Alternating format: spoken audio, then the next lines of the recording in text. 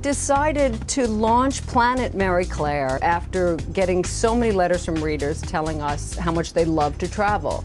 And we didn't have a travel column per se, and we thought this is a good way to do it. The world has become smaller, and we just felt that people were traveling all over the globe and wanted to know, where would you advise me to go? We started with Mumbai with the beauty editor of Indian Mary Claire, and she was terrific. So it was a very personal insider's guide to Mumbai. And we asked her, where do sort of the cool young women of Mumbai hang out and where do they go shopping? So we do a little mix. It's all on one page.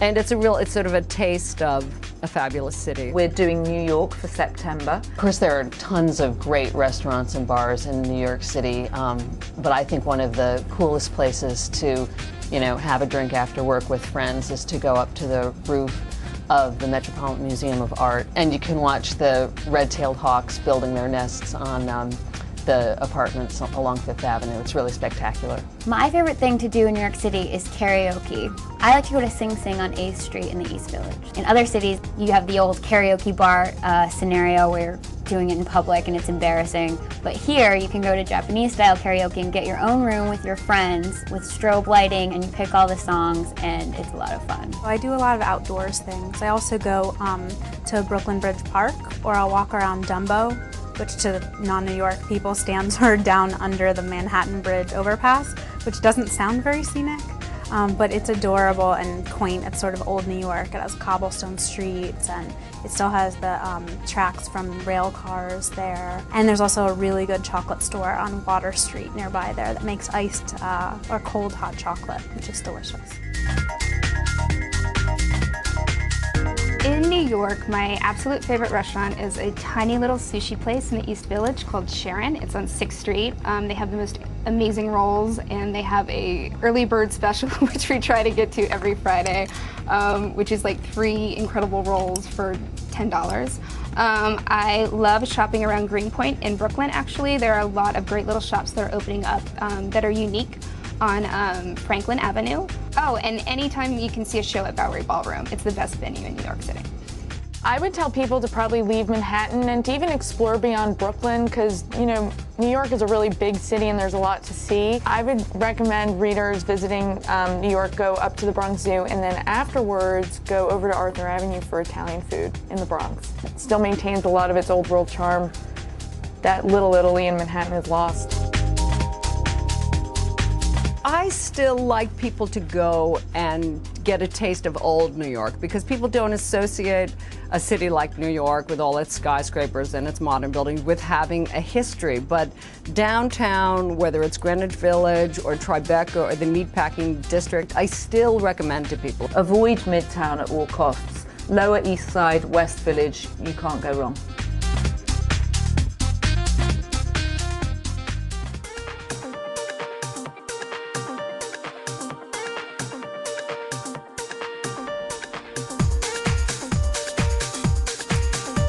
My name's Lizzie Dunlap. I'm assistant beauty editor at Marie Claire. I'm doing a beauty swap with another woman.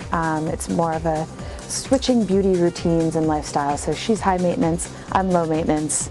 And for the week, I'm high maintenance and she's low maintenance. Lizzie is in her early 20s. She's naturally very pretty. She has lovely blonde hair, she has fantastic skin. She doesn't really need to do very much to look really pretty. We paired her with a PR person who's known for being deeply chic, very attractive, really well put together. And we just thought, how much effort does that take? And could someone like Lizzie actually take on a routine like that? I'm not just doing what she does, I'm actually seeing the same people. I'm seeing her dermatologist for the facial. You'll be a little bit red after the procedure, and so we'll have you ice, and that should go down by later on today. I'm seing her hairstylist 2 times. How old are you?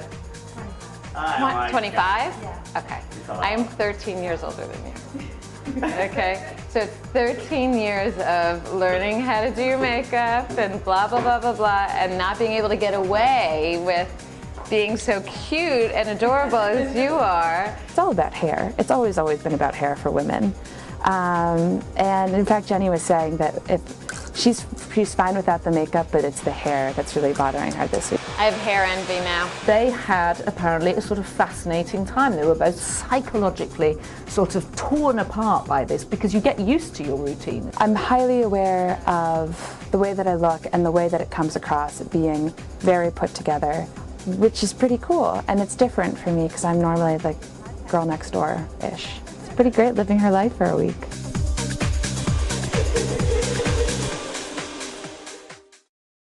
Did you know 8 out of 10 women have damaged hair? Did you know New Dove can repair it? The New Dove therapy system is different because it contains a precious repairing serum. It repairs damage strand by strand and brings out the beauty in your hair every morning. Try the precious repairing serum in the New Dove therapy system. Goodbye damage. Good morning, beautiful hair.